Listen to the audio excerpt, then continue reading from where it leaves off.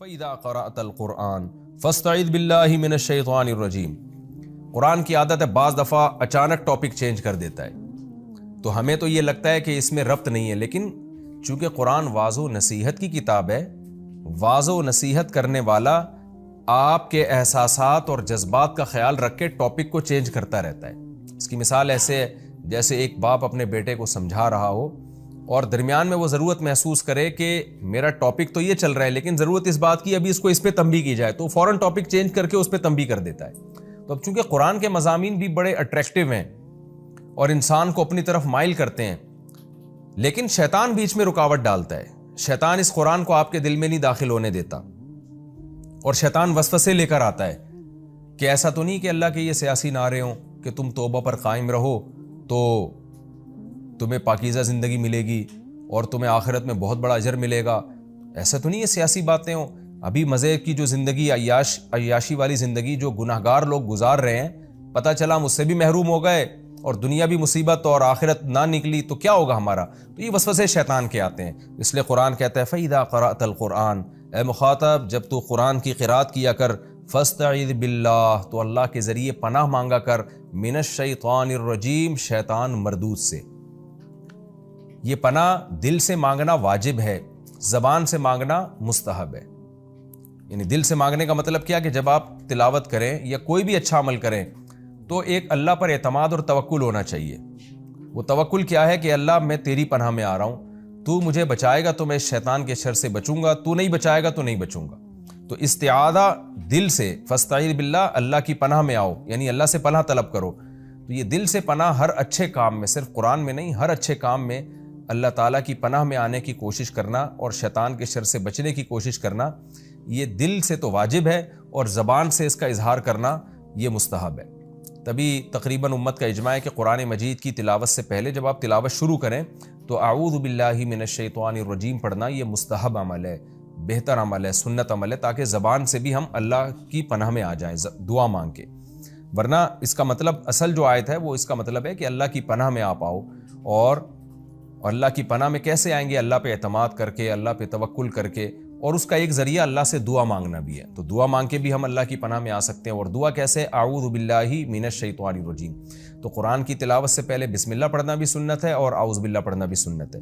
اور اس میں شرعی مسئلہ یہ ہے کہ جب آپ بالکل قرآن مجید کی تلاوت کی ابتدا کر رہے ہیں، یعنی آپ کہیں کام سے فارغ ہو کر بیٹھے، اب قرآن پڑھ رہے ہیں، تو اعوذ باللہ بھی پڑھیں، بسم اللہ بھی پڑھیں۔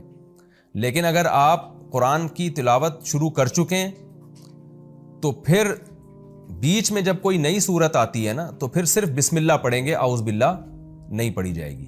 اسی وجہ سے مسئلہ بیان کیا جاتا ہے کہ جب آپ نماز شروع کرتے ہیں نا تو تکبیر تحریمہ کہہ کے آپ ثنا پڑھتے ہیں، ثنا کے بعد پھر کیونکہ اب بالکل تلاوت کی ابتدا ہو رہی ہے تو یہاں اعوذ باللہ من الشیطان الرجیم، بسم اللہ الرحمن الرحیم، پھر سورہ فاتحہ شروع کریں۔ آپ اگلی رکعت میں صرف بسم اللہ پڑھ کے سورہ فاتحہ شروع کریں، وجہ اس کی ہے کہ پہلی رکعت میں قرآن کی ابتدا آپ کر چکے ہیں۔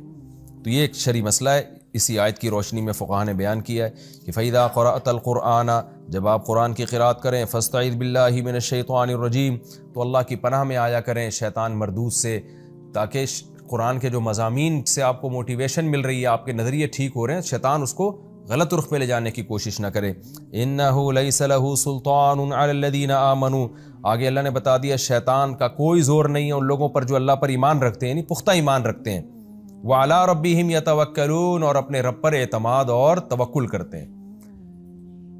یعنی کام میں جب لگ جائے نا آپ، جو اللہ اس کے رسول نے آرڈر دیا ہے، آپ اللہ پہ اعتماد کر کے اس میں لگ جائیں تو پھر شیطان آپ کا کچھ نہیں بگاڑ سکتا۔ جو شیطان کو لفٹ کراتے ہیں، شیطان کی طرف توجہ دیتے ہیں، ان کو شیطان بہکاتا ہے۔ اس لیے علماء نے لکھا ہے کہ وسوسے کا بہترین علاج یہ ہے کہ وسوسے کی فکر ہی نہ کی جائے، وسوسوں کی طرف توجہ ہی نہ دی جائے۔ بعض دفعہ شیطان آ کے وسوسے ڈالتا ہے کہ پتہ نہیں یہ کتاب اللہ کی کتاب ہے یا نہیں، جنت ہے یا نہیں، جہنم ہے یا نہیں، اس طرح کے نا اسلام کے بارے میں، اللہ کے بارے میں الٹی الٹی باتیں دماغ میں ڈال رہا ہوتا ہے۔ اس کا بہترین حل یہ ہے کہ ان چیزوں پہ آپ اگنور کر دیں، اس کو جو وسوسے آ رہے ہیں آنے دیں، اس کو لفٹ نہ کرائیں۔ آپ بولیں بھائی مجھے اللہ اور اس کے رسول نے جو حکم دیا میں اس حکم کو فالو کروں گا، بس آپ اس حکم کو فالو کریں، یہ وسوسے خود ہی ختم ہو جائیں گے۔ اس کی مثال ایسے ہے جیسے ایک بادشاہ نے آپ کو حکم دیا یا آپ کے باس نے آپ کو حکم دیا کہ آپ یہ چیک کیش کرا کے لے آؤ۔ اب آپ کہہ رہے ہو پتہ نہیں یہ باس نے مجھے حکم دیا ہے کہ نہیں دیا, ایسا تو نہیں میں خواب دیکھ رہا تھا اور باس نے خواب میں آ کے مجھے بتایا ہو, جاگتی حالت نہ ہو. ایسا تو نہیں باس نے جو چیک کیش کرانے کا حکم دیا ہو تو وہ بولا کچھ اور ہو, سمجھا میں کچھ اور ہوں, کچھ اور سمجھ رہا ہوں. ایسے وسوسے آئیں آپ کو ٹینشن دیں اور آپ بیٹھ کے سوچنا شروع کر دو تو پاگل ہو جاؤ گے. بھئی آپ کو جو آرڈر دیا جا رہا ہے آپ وہ پورا کرو. تو آپ کیا کرو گے, آپ چیک لے کے جاؤ گے, بینک میں کیش کرا کے لاؤ گے, رقم اٹھا کے اپنے باس کے ہاتھ میں پکڑا دو گے. تو اگر آپ کنٹینیوس کام میں لگ گئے نا تو یہ وسوسے آنا آٹومیٹیکلی ختم. تو اسلام کا بھی یہی حکم ہے. اللہ میاں نے حکم دیا وضو کرو, اب وہمیوں کو وہم ہونا شروع ہو جاتا ہے, پتہ نہیں میں نے 3 دفعہ کیا ہے یا 4 دفعہ کیا ہے, پتہ نہیں میرے بال خوش تو نہیں رہ گیا. تو بھئی آپ اللہ کے آرڈر کو پورا کرو, ہاتھ دھو, 3 دفعہ کلی کرو, 3 دفعہ ناک میں پانی ڈالو, 3 دفعہ چہرے کو دھو لو.